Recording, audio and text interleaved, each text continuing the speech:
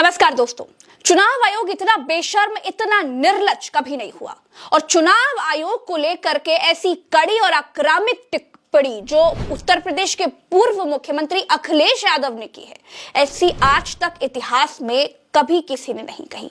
सबसे पहले आप सुनिए कि अखिलेश यादव ने चुनाव आयोग पर क्या कहा। चुनाव आयोग मर गया है, सफेद कपड़ा जो होता है वो हमें भेंट करना पड़ेगा। आप सोचिए कि मिल्कीपुर के चुनाव का क्या आलम होगा जो उत्तर प्रदेश के पूर्व मुख्यमंत्री को चुनाव आयोग के लिए यह कहना पड़ गया कि इस देश का चुनाव आयोग मर गया है, उसे कफन भेंट करना चाहिए। दोस्तों, आप समाजवादी पार्टी के ट्विटर हैंडल को देखिए, ये एक रजिस्टर्ड पार्टी है।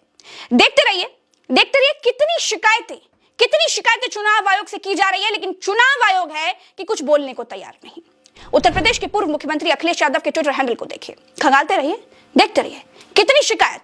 क्या कोई शिकायत का जवाब चुनाव आयोग की तरफ से आया? क्या हम करेंगे, हम ठीक कर रहे हैं, या हमने ये कार्रवाई कर दी है, क्या कोई जवाब आया? नहीं आया।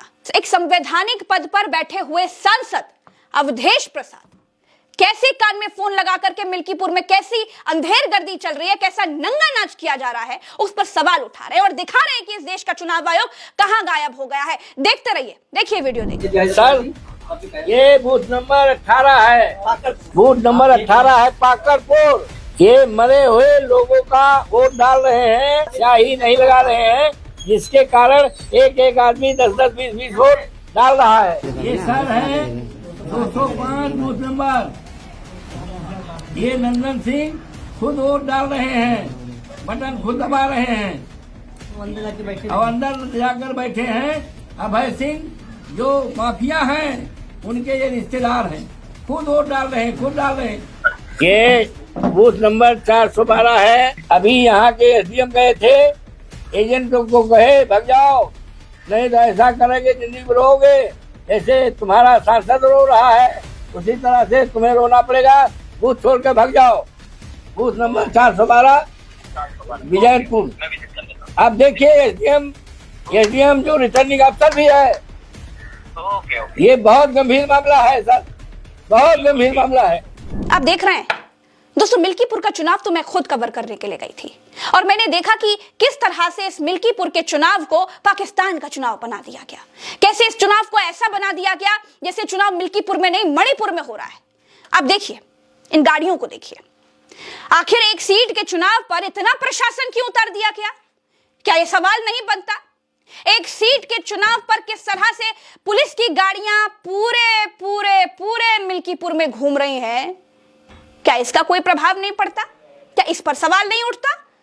आप देखिए किस तरह से मिल्कीपुर के चुनाव को सिर्फ एक पक्ष का करने के लिए, सिर्फ सत्ता पक्ष को लाभ पहुंचाने के लिए, सिर्फ सत्ता पक्ष की तरफ मोड़ देने के लिए कैसी जद्दोजहद चल रही है। और सबसे बड़ी बात, इतनी शिकायतें, इतने सवाल उठने के बाद भी चुनाव आयोग कहीं बिल में छुपा बैठा है। कहां है इस देश का चुनाव आयोग? आज इस देश के चुनाव आयोग पर सबसे बड़ा सवाल उसकी विश्वसनीयता के ऊपर है। कहां है चुनाव आयोग?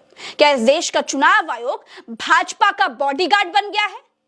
क्या इस देश का चुनाव आयोग सिर्फ साल भर में एक बार प्रेस कॉन्फ्रेंस करने के लिए रह गया है? क्या इस देश का चुनाव आयोग भारतीय जनता पार्टी के लोगों पर अगर कोई कुछ टिप्पणी कर दे तो उसको नोटिस जारी करने के लिए है? क्या इस देश का चुनाव आयोग सिर्फ विपक्ष के ऊपर दंडात्मक कार्रवाई करने के लिए है? क्या इस देश का चुनाव आयोग साल भर में कितनी शायरियां याद करी हैं वो एक बार आकर के उगल देने के लिए है? किस लिए है इस देश का चुनाव आयोग? क्या इस देश का चुनाव आयोग सवाल पूछने पर यह जवाब देने के लिए है कि लोगों का काम है कहना? कहां है इस देश का चुनाव आयोग? एक लोकतांत्रिक देश में इससे शर्मनाक बात और कोई नहीं हो सकती। दोस्तों, मैंने पूरा दिन मिल्कीपुर का चुनाव कवर किया। मैं सुबह जब वोटिंग शुरू हुई तब से लेकर के वोटिंग खत्म होने तक मिल्कीपुर में रही और देखती रही कि कैसे क्या कुछ हो रहा है। कई लोग मुझे मिले, कई ऐसे वोटर मिले जिन्होंने बोलने से साफ इनकार कर दिया। लोगों में एक तरह का भय का माहौल था।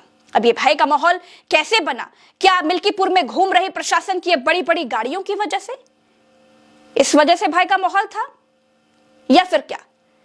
आप देखिए कि समाजवादी पार्टी के लोग जब मुझे मिले, कार्यकर्ता मिले, नेता मिले, तो उन्होंने कहा कि समाजवादी पार्टी का बस्ता नहीं लगाने दिया जा रहा है। आखिर क्यों? भाजपा का बस्ता लग सकता है लेकिन सपा का बस्ता नहीं लग सकता, ऐसा क्यों? देखिए, लोगों ने खुद कहा कि उनका बस्ता कई किलोमीटर दूर भेज दिया गया। देखिए समाजवादी पार्टी के कार्यकर्ता क्या कह रहे हैं। मिल्कीपुर में आप लोगों के बस्ते बहुत कम दिखाई दे रहा है। आप देखिए बीच ये रास्ता है हाईवे जैसा, कोने में बस्ता लगाए आप, ऐसा क्यों? बहुत जबरदस्ती हमारे लोगों के साथ हो रही। कल हमारे दरवाजे पर जो है 4 पुलिस खड़ी थी और हमको कह रही थी कि प्रिंसिपल साहब को बुलाइए। 4 पुलिस खड़ी थी और बहुत परेशान कर रही है हम लोगों को। और बस्ता जो है सुबह लगाने नहीं दे रही थी। अच्छा, हाँ, तो लेकिन सही है कि बस्ता नहीं लगाने दे बस्ता रहे। नहीं लगाने। और जो हमारे ज्यादा उम्र के मतदाता हैं वो अंदर जाते हैं तो पीठासीन अधिकारी जो है अंगूठा खुद लगवा ले रहा है भाजपा पर। हाँ, इस तरह ये अन्याय कैसे पता चला आपको? अरे वो दादा लोग बता रहे हैं, मतदाता बता रहे हैं। ये हमारे जितने भी एजेंट हैं उनको लाल पर्ची काले भेज दी गई और इनको कहा गया कि आप एजेंट नहीं बनोगे।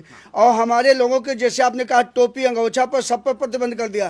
और भारतीय जनता पार्टी के जो एजेंट है वो एक जैसे वो लड़का अंगोछा लेके बैठा है इसी तरीके से विशेष अंगोछा लगा करके वहाँ भारतीय जनता पार्टी के एजेंट बैठे थे।